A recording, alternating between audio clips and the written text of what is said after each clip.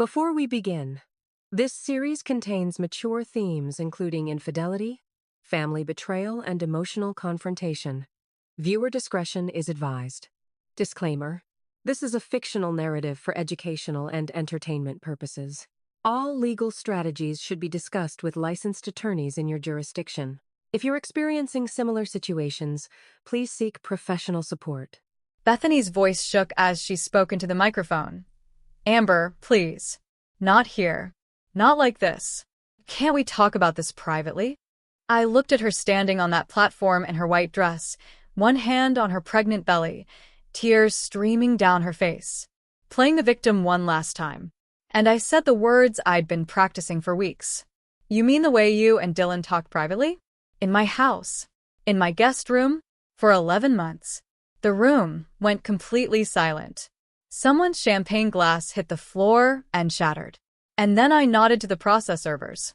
This is the story of how I exposed my sister and husband's affair in front of 50 witnesses, 3 reporters, and our entire family, and why it was the hardest and most necessary thing I've ever done.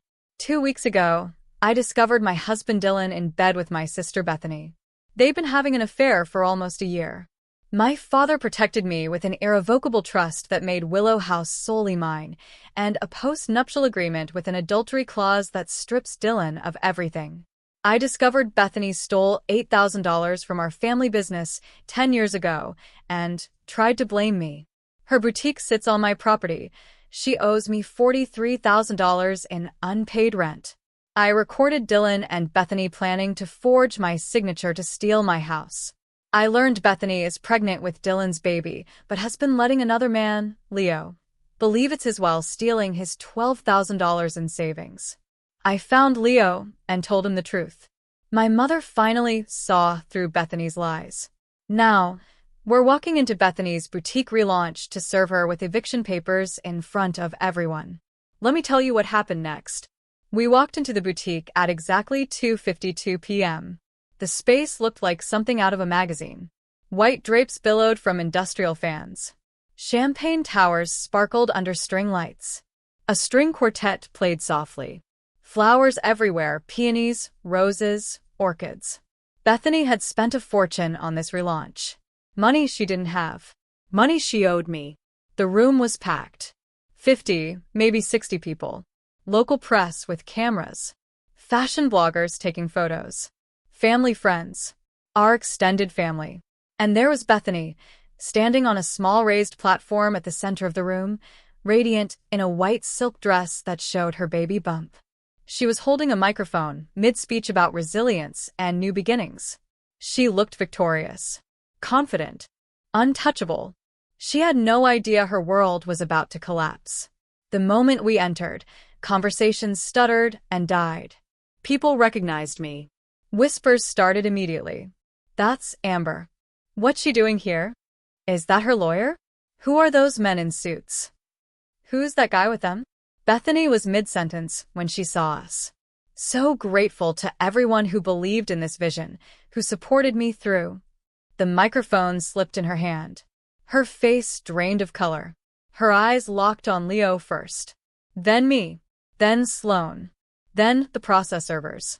She knew. Her hand moved protectively to her stomach, an instinctive gesture that made several people gasp. I took a breath and stepped forward.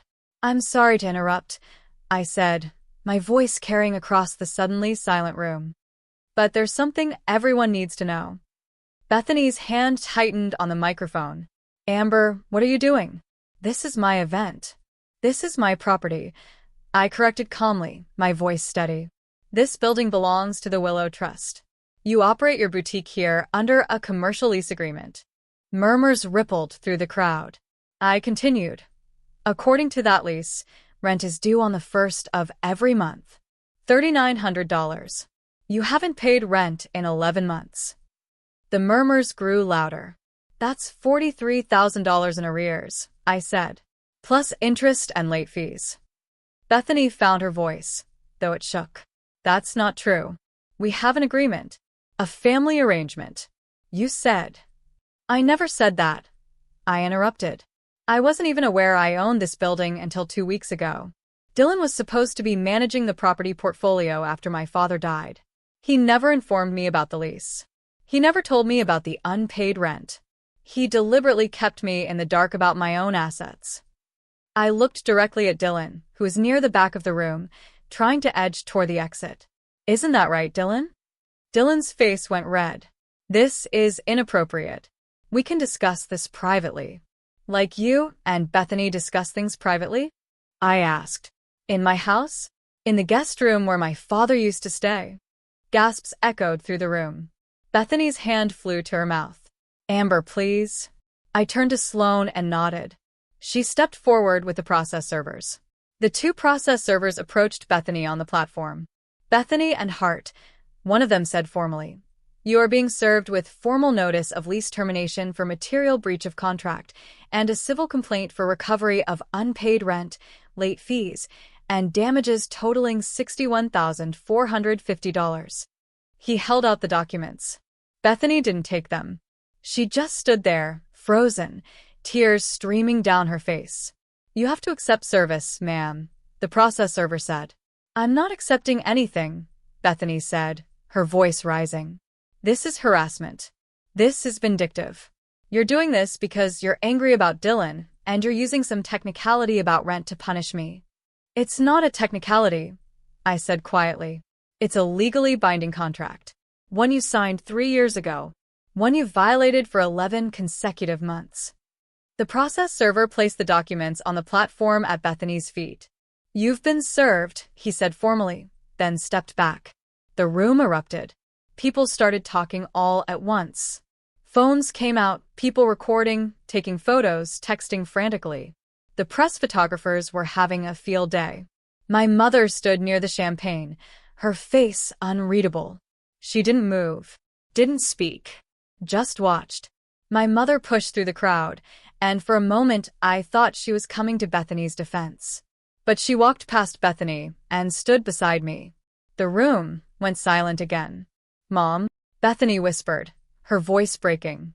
My mother looked at her youngest daughter with an expression I'd never seen before. Disappointment. Clarity. Grief.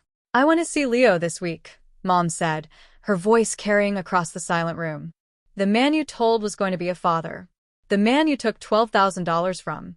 The man whose life you were planning to destroy. Bethany's face crumbled. And I spoke with Grandma Elodie, Mom continued. I saw the documents from 10 years ago. The theft. The police reports. The way you tried to blame your sister for your own crimes. Mom, I was young. I made mistakes, Bethany started. You made choices, Mom corrected. And you kept making them. For 10 years. And I enabled you. I chose to protect you instead of holding you accountable.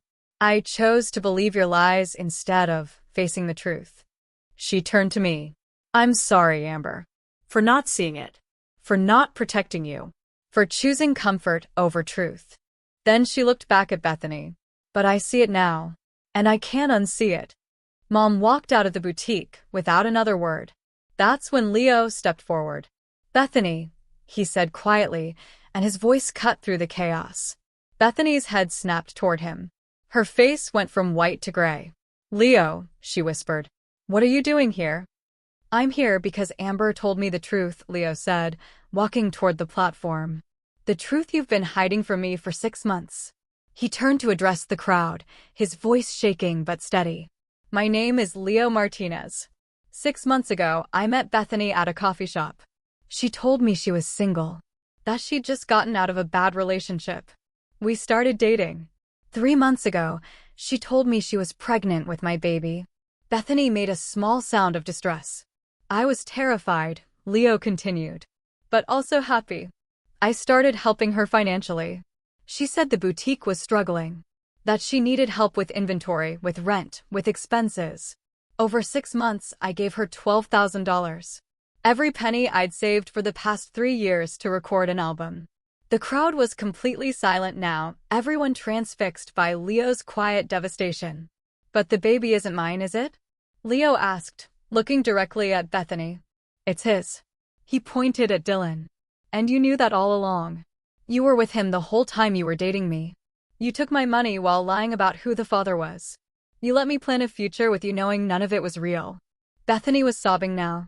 Leo, I'm so sorry. I never meant to hurt you. When did the affair start? Leo asked. With him. When? Bethany looked at Dylan, as if asking for permission to lie. January, Dylan said quietly from the back of the room. It started in January.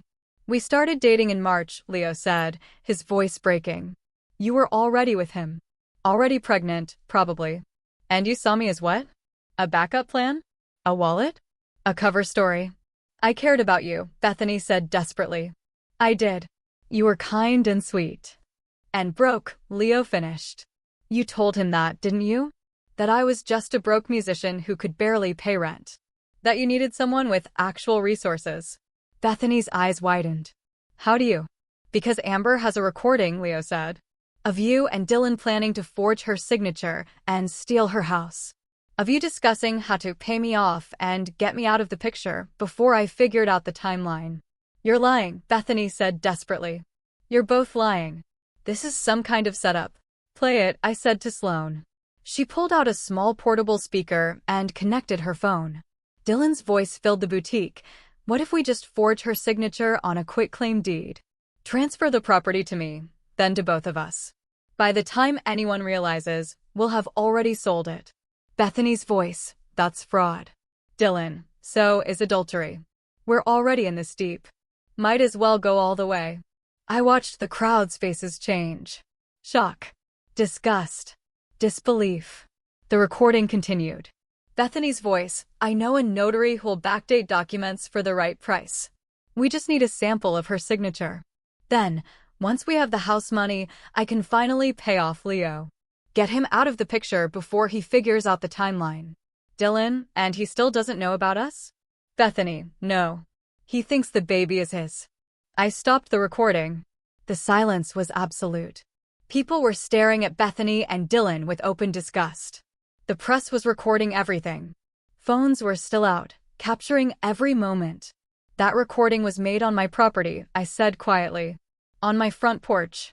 Dylan and Bethany entered my house without permission using a key Dylan refused to return. They discussed committing fraud, forgery, and identity theft. All felonies. I looked at Dylan. You said I was too weak to fight. That I'd settle quietly just to make this go away. That I cared too much about what people think. I gestured to the room full of witnesses. Does this look like someone who's too weak to fight? Dylan pushed through the crowd, his face twisted with desperation and anger. Amber, you're taking this out of context, he said, his voice rising. That recording, we were just talking hypothetically. We never actually. You commissioned a ring, I said quietly, with Bethany's initials engraved inside. BH Forever. I found it in the garage, along with hotel receipts organized by date, and a burner phone with months of texts planning your future together. Dylan's face went white. That's not, we weren't, he stammered. You spent 47 Thursday nights at the Harborview Grand, I continued. You took her to Chez Laurent for Valentine's Day lunch before coming home to take me to dinner. You labeled it all as business expenses on our joint credit card. I pulled out my phone and held up the evidence for the room to see. Screenshots of hotel charges. Instagram posts with geotags. Valentine's Day receipts. This wasn't a mistake, I said. This wasn't a moment of weakness. This was systematic. Premeditated. Documented. You build a life with my sister while destroying mine. Dylan looked around at the crowd, at the phones still recording, the witnesses still watching, the evidence of his own words and actions surrounding him. This is who you really are, isn't it? He said desperately. Cold. Calculating. Vindictive. No wonder I. Careful, Elodie's voice rang out from the crowd. My grandmother stepped forward, elegant and fierce. You're in enough legal trouble without adding slander. Dylan looked at the faces around him. No sympathy. No support. Just judgment. And finally, he walked out. Bethany was still on the platform, mascara running down her face, one hand on her pregnant belly. I'm sorry, she sobbed. I'm so sorry. I was jealous. I was angry. I felt like you got everything and I got nothing. You got nothing because you threw it away, I said, not cruelly, just factually. Every choice you made, every lie you told, every person you hurt. That's on you. But I'm your sister, Bethany pleaded. We're family. Doesn't that mean anything? I looked at her, really looked at her, and felt something inside me break and heal at the same time. It meant everything, I said quietly. That's why this hurts so much. But you didn't just betray me with Dylan. You stole from our family business and tried to frame me. You've been defrauding people for 10 years. You stole Leo's life savings. You planned to forge my signature and commit fraud. This isn't about one mistake, Bethany. This is about a pattern of hurting people and facing no consequences. I'll change, Bethany said desperately. I'll get help. I'll pay everything back. Just please don't do this. I already did it, I said. You have 30 days to vacate this property or pay $61,450. That's your choice. I turned to leave. What about the baby? Bethany called after me. Your niece. She's innocent in all this. She doesn't deserve. I stopped and turned back. You're right, I said. She doesn't deserve this.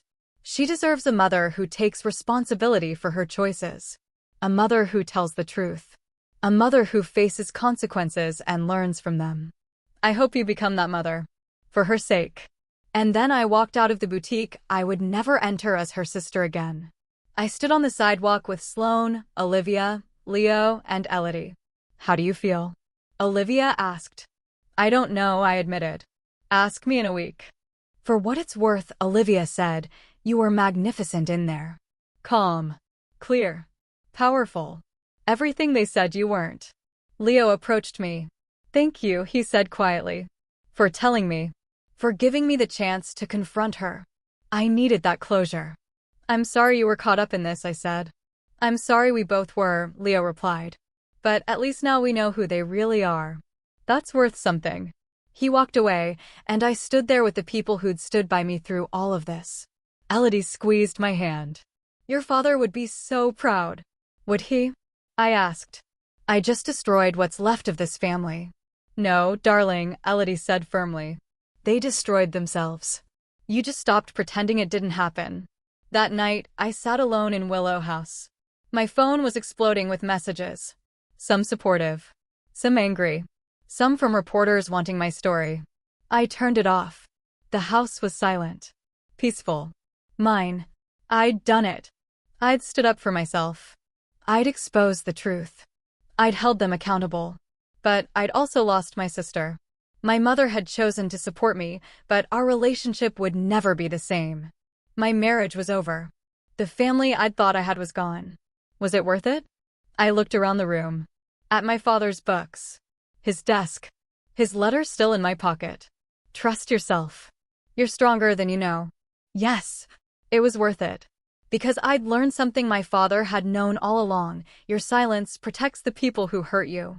Your voice protects the people who come after you.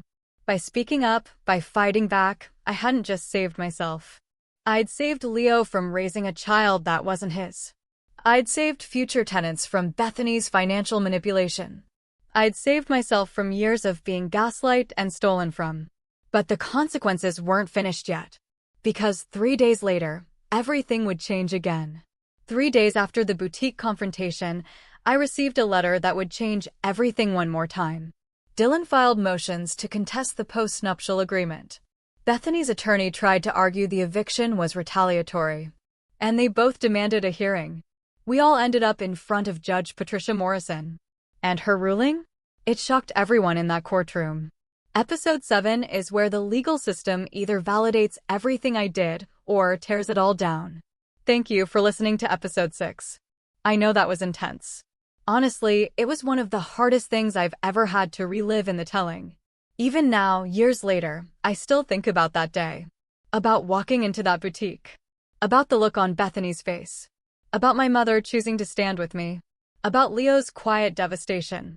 And I still ask myself, did I go too far? Should I have done this privately, away from the press and the cameras and the 50 witnesses? Should I have given Bethany more warning? Should I have handled it differently? Some people who were there that day won't speak to me anymore. They think I was cruel. Vindictive. That I weaponized the truth to humiliate Bethany when she was pregnant and vulnerable.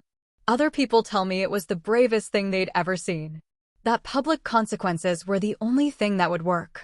That I protected future victims by showing there are real repercussions for lying and manipulation. I honestly don't know which perspective is right. Maybe both have truth in them. Maybe neither does. If this episode resonated with you, I'd be grateful if you'd subscribe and share it. Not because I need validation, but because stories like this need to be told. Because people need to see what it actually looks like to set boundaries and enforce consequences. And I want to ask you something I genuinely struggle with. Do you think exposing them publicly was the right choice? Or was there a better way to hold them accountable that wouldn't have been so explosive? I'm not asking you to validate me. I'm asking honestly. Because I still wrestle with this question. Was this accountability? Or was it revenge dressed up in legal documents? Leave a comment. Tell me what you really think. Not what you think I want to hear, but what you genuinely believe. If you'd been in my position, with all that evidence, with everything they'd done, would you have done the same thing? Or would you have found another path? Episode 7, The Judge's Ruling Shocked Them, is available now. Everything we just witnessed, all the evidence I gathered, all the public confrontation, it all comes down to what one judge decides in a courtroom 3 days later. Did my father's protections hold? Did the postnuptial agreement stand? Did the judge see this as justified accountability or vindictive revenge? You need to hear what happens next. Because this is where the legal system either validates everything I did or tells me I was wrong. I'll see you in episode 7. Because the truth doesn't end when you speak it. It has to be tested, challenged, proven. And that's what happens in a courtroom.